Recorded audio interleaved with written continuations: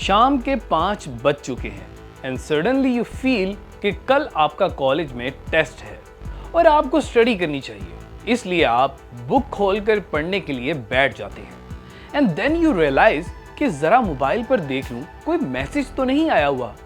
आप नोटिफिकेशंस को ओपन करते हैं। Eventually you start scrolling on social media. Then आपको किसी दोस्त का मैसेज आ जाता है और आप उसके साथ कन्वर्सेशन करने लगते हैं। It is quite late now, आपको भूख लग रही है और आप खाना खाने के लिए चले जाते हैं। अब क्योंकि रात भी काफी हो चुकी है and you are feeling sleepy, आप सोचते हैं ओहो, टेस्ट की प्रिपरेशन करना तो भूल ही गया, अब दिल नहीं कर रहा है पढ़ने का, अगली दफा टेस्ट मेहनत से कर लूंगा, अभी बस आराम से सो जाता हूं। This is the cycle of procrastination. Simple procrastination का मतलब किसी काम को डिले करते रहना है जबकि वो काम करना इंपॉर्टेंट भी होता है, या फिर ये सोचना कि कोई बात नहीं, ये काम बाद में भी हो जाएगा। ये हैबिट आपको हर चीज में कामचोर बना देती है। But why do we keep procrastinating? Even हम जानते हैं कि ये चीज बुरी है बट फिर भी हम प्रोक्रेस्टिनेशन करते रहते हैं। ऐसा नहीं है कि हर चीज जिसको आप डिले कर रहे हैं वो प्रोक्रेस्टिनेशन है, लेकिन कौन से काम करना जरूरी है और कौन से काम बाद में किए जा सकते हैं, इसका फैसला हमें खुद ही करना होता है। प्रोक्रेस्टिनेशन उस वक्त होती है जब हम जरूरी कामों को बिना किसी वैलिड रीजन के अवॉइड करने लगते हैं। ऐसे बिहेवियर की वजह से हमें अक्सर नेगेटिव कॉन्सिक्वेंसेस का सामना करना पड़ता है। ये तो ऑब्वियस है कि कोई भी अपने आप को नुकसान नहीं पहुंचाना चाहता, बट आयरॉनिकली जब हमारी बॉडी किसी टास्क को, किसी काम को इसलिए अवॉइड करती है क्योंकि वो इसे एक थ्रेट समझती है, तो इसके रिजल्ट में हमारी बॉडी हमें प्रोक्रेस्टिनेशन करने पर मजबूर कर देती है।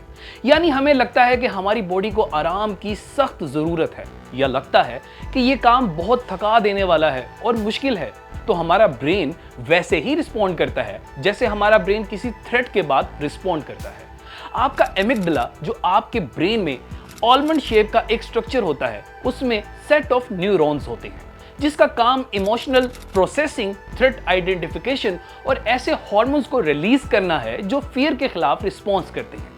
इसी वजह से जब भी कोई काम अचानक करना पड़ जाए या किसी काम को करने के लिए टाइम कम रह जाए, then people often react like panic.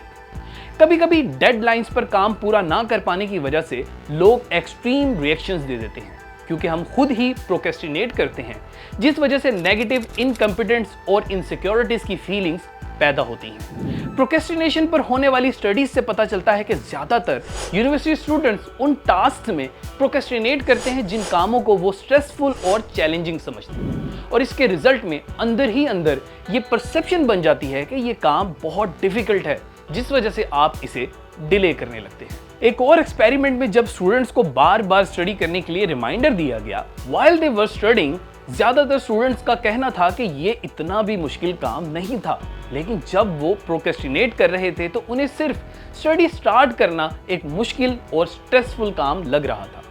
Procrastination क्योंकि हमारी अपनी नेगेटिव फीलिंग्स की वजह से मोटिवेट होती है, इसलिए कुछ लोग प्रोक्रेस्टिनेशन के शिकार दूसरों की निस्बत ज्यादा हो जाते हैं। एक और बात समझना जरूरी है, कुछ लोग टाइम मैनेजमेंट में काफी अच्छे होते हैं, लेकिन उनमें लो सेल्फ एस्टीम और अपने इमोशंस को कंट्रोल करने की एबिलिटी नहीं होती, वो भी प्रोक्रेस्टिनेशन के शिकार जल्दी हो जाते हैं। इसलिए ये मिसकंसेप्शन है कि सारे प्रोक्रेस्टिनेटर्स बहुत लेजी होते हैं। जब हमारी बॉडी और ब्रेन को बेवजह ऐसा फील हो कि कुछ करने की एनर्जी नहीं है, तो इसे लेजीनेस कहते हैं, जिसके रिजल्ट में हम खुद को अनइम्पॉर्टेंट चीजों में डिस्ट्रैक्ट करने लगते हैं। यानी हम घंटों बैठकर कुछ भी ना करना सबसे ज्यादा पसंद करते हैं। बहुत से ऐसे लोग भी हैं जो इसलिए प्रोक्रेस्टिनेट करते हैं क्योंकि वो छोटी छोटी चीजों को लेकर हद से ज्यादा सोचते हैं और खुद को परेशान करते रहते हैं, यानी लेस इंपॉर्टेंट चीजों पर हद से ज्यादा एनर्जी वेस्ट कर देते हैं। इसके अलावा प्रोक्रेस्टिनेट करने वाले लोगों में हाई फियर ऑफ फेलियर भी देखा गया है। वो चीजों को अक्सर इसलिए इग्नोर कर देते हैं क्योंकि वो चीजें उनके मुताबिक काम नहीं कर रही, या उन्हें लगता है कि रिजल्ट्स उनके डिजायर के मुताबिक नहीं आएंगे। Whatever the reason for procrastination, इसका रिजल्ट हमेशा सेम और नेगेटिव ही होता है। सबसे खतरनाक बात यह है कि प्रोक्रेस्टिनेशन की वजह से आपको anxiety, depression, feelings of shame, high stress जैसी फीलिंग्स और प्रॉब्लम्स का सामना करना पड़ सकता है, जो आपकी फिजिकल हेल्थ को बर्बाद कर सकता है। और असल प्रॉब्लम यह है कि प्रोक्रेस्टिनेशन हमें लॉन्ग टर्म नुकसान पहुंचाती है, लेकिन हम प्रोक्रेस्टिनेशन इसलिए करते हैं क्योंकि ये टेम्परेली हमारी स्ट्रेस को रिड्यूस भी करती है। कैसे? सिंपल, जब हम किसी काम को डिले करते रहेंगे और काम करेंगे ही नहीं तो स्ट्रेस किस बात की, बट बाद में ये स्ट्रेस हमें मल्टीप्लाई होकर मिलती है। So how we can break the cycle of procrastination? Traditionally पहले माना जाता था कि प्रोक्रेस्टिनेटर्स को डिसिप्लिन सीखने और स्ट्रिक्ट टाइम मैनेजमेंट की प्रैक्टिस करने की जरूरत होती है, लेकिन न्यू रिसर्चेस इस चीज के ऑपोजिट बात करती हैं, क्योंकि being too hard on yourself आपके अंदर बैड इमोशंस पैदा कर सकता है, जिसकी वजह से शायद आप मजीद प्रोक्रेस्टिनेट करने लग जाएं। इसलिए पहले ऐसे नेगेटिव इमोशंस को एड्रेस करने की जरूरत होती है जिस वजह से हम प्रोक्रेस्टिनेशन करते हैं। हमें उन डिस्ट्रैक्शंस को खत्म करना जरूरी है जो हमें प्रोक्रेस्टिनेट करने पर मजबूर करते हैं। अपनी नेक्स्ट वीडियो में हम ये समझने और सीखने की कोशिश करेंगे कि कैसे प्रोक्रेस्टिनेशन से बचा जा सकता है और हम खुद किस तरह खुद को इंप्रूव कर सकते हैं। प्रोक्रेस्टिनेशन सिर्फ आपकी फिजिकली और मेंटल हेल्थ खराब नहीं करती, बल्कि ये आपके फ्यूचर को भी बहुत नुकसान पहुंचा सकती है, क्योंकि आप अपनी ही वैल्यू और काबिलियत को इग्नोर करते रहते हैं। उम्मीद करता हूं आपको ये वीडियो पसंद आई होगी और आपने चैनल को सब्सक्राइब कर लिया होगा। मजीद ऐसी प्रोडक्टिव वीडियोस को देखने के लिए थिंक बिग के साथ ऐसे ही जुड़े रहें। अपना और अपने प्यारों का बहुत ख्याल रखें। अपनी कीमती राय कमेंट बॉक्स में हमें जरूर दीजिएगा। मोहम्मद हारून को इजाजत दें। खुदा हाफिज।